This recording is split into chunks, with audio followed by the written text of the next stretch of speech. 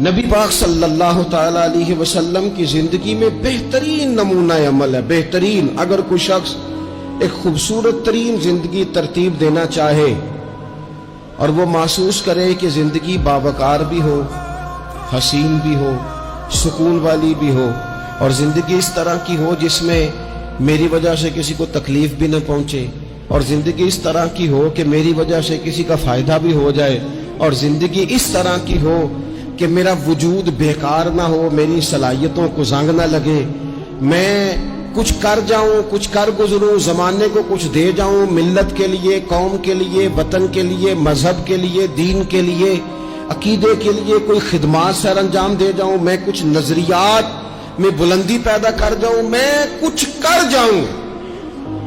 اگر کچھ چاہے کہ میں کچھ کر جاؤں تو لقد کان لکم فی رسول اللہ اسوۃ حسنہ، پھر اس کے لیے میرے نبی پاک کی زندگی ایک بہترین نمونہ ہے.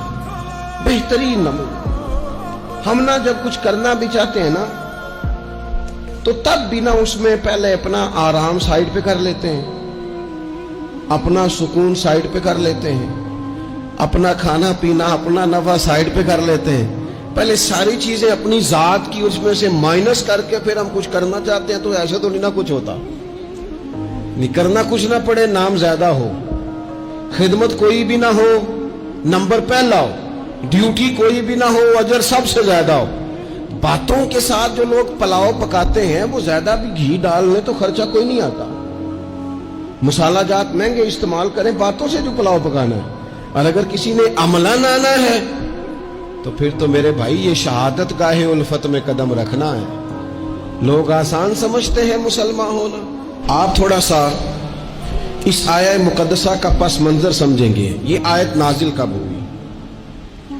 یہ آیت نازل ہوئی ہے غزوہ خندق کے موقع پر. سارے عرب قبائل جمع ہو کے یک بار کی انہوں نے حملہ کر دیا مدینہ طیبہ.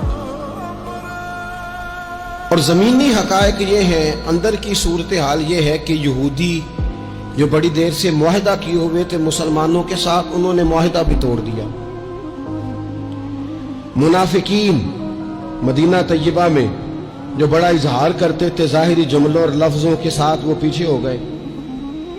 کہف کا زمانہ ہے، معاشی حالات بھی بڑے سخت ہیں. اب ان حالات میں سارے کا سارا عرب کفر جو ہے وہ جمع ہو کے آ گیا. اب حضور نے ان کے خلاف کھڑے ہونا ہے. صحابہ کو جمع کیا گیا، مشاورت کی گئی اب کیا کیا جائے. حضرت سلمان فارسی رضی اللہ تعالیٰ عنہ نے مشورہ دیا کہ یا رسول اللہ صلی اللہ تعالیٰ علیہ وسلم، ہمارے علاقے میں یوں ہوتا ہے کہ جب اس طرح کا معاملہ ہو تو خندق کھودی جاتی ہے، اس میں آگ جلائی جاتی ہے اور پھر دشمن سے مقابلہ کیا جاتا ہے. اب خندق کھودنی ہے اور اتنی بڑی کھودنی ہے کہ گھوڑا اس کو کراس نہ کر سکے، تو اس کے لیے بھی تو اسباب چاہیے. یعنی اندر بھی حالات اس طرح کے نہیں ہیں. جو مدینہ طیبہ کے اندر جو آبادیاں موجود ہیں وہ بھی سارے ظاہری طور پر ساتھ چھوڑ چکے ہیں، اور سامنے جو لوگ آئے ہیں وہ سارے جمع ہو کے یکبارگی آئے. اب مقابلہ ہے اور مالی حالات بھی کمزور ہیں. حضور نے فرمایا کھودو بھائی خندق. کیا غریبوں کے بچے صرف دکھ اٹھائیں گے؟ مسکینوں کے بچے صرف دنیا میں دکھ اٹھائیں گے؟ حضور نے لوگوں کی اس بات کو غلط کیا. جس طرح باقی لوگ خندق کھودنے میں مشغول تھے، اللہ کے رسول خود بھی مشغول ہو گئے. لوگ جیسے اندر سے مٹی اٹھا اٹھا کے خندق سے باہر لاتے تھے، نبی کریم بھی اٹھا کے باہر لاتے تھے. جتنی محنت دوسرے کر رہے تھے حضور اس سے ڈبل کر رہے. بلکہ صحابہ فرماتے ہیں درمیان میں کچھ ایسی چٹانیں آئیں جو ہم سے نہیں ٹوٹتی تھی، تو حضور نے فرمایا مجھے دونا تھوڑا، مجھے دونا اوزار، میں تمہیں توڑ کے دیتا ہوں. حضور نے باقاعدہ عملاً اس میں کام کیا. اور جب ہم نے کہا نا یا رسول اللہ ہم نے تو بھوک کی وجہ سے پیٹ پہ پتھر باندھے ہیں، تو حضور نے کپڑا ہٹا کے کہا تم نے اگر ایک باندھا ہے تو میں نے دو باندھے ہوئے ہیں. عملاً حضور نے حصہ لیا. ایک مہینہ پورا مدینہ طیبہ کا محاصرہ کیے رکھا کافروں نے، اور کڑاکے کی سردی، حالات اور طرح. ان سارے حالات میں یوں ڈٹ کے میرے رسول کریم نے مقابلہ کیا. यूं डट के मुकाबला किया कि वो जो आए थे ना महीना पूरे के लिए और सारे जमा होके आए थे, नतीजा ये निकला कि वो एक दूसरे को बुरा भला कहने लगे।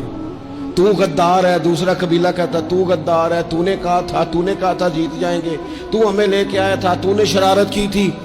एक महीना मुहासरा करने के बाद वो सारे वहां से खाइब व खासर होकर जलील व रुसवा होके निकल गए।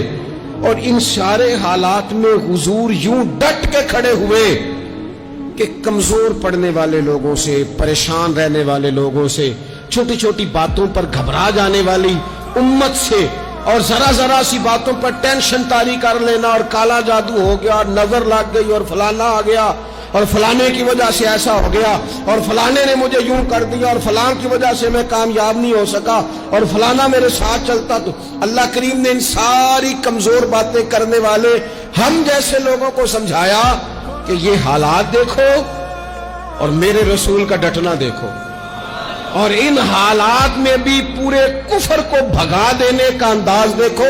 लक़द काना लकुम फी रसूलिल्लाहि उस्वतुन हसना, फरमाया तुम्हारे लिए मेरे महबूब की जिंदगी में बेहतरीन नमूना है। वीडियो देखने का शुक्रिया। अगर आप चैनल पर नए हैं तो सब्सक्राइब कर लें और साथ ही साथ बेल आइकन पर भी क्लिक कर दें ताकि यूट्यूब हमारी हर वीडियो का नोटिफिकेशन सबसे पहले आपको भेज दे। जज़ाकल्लाह।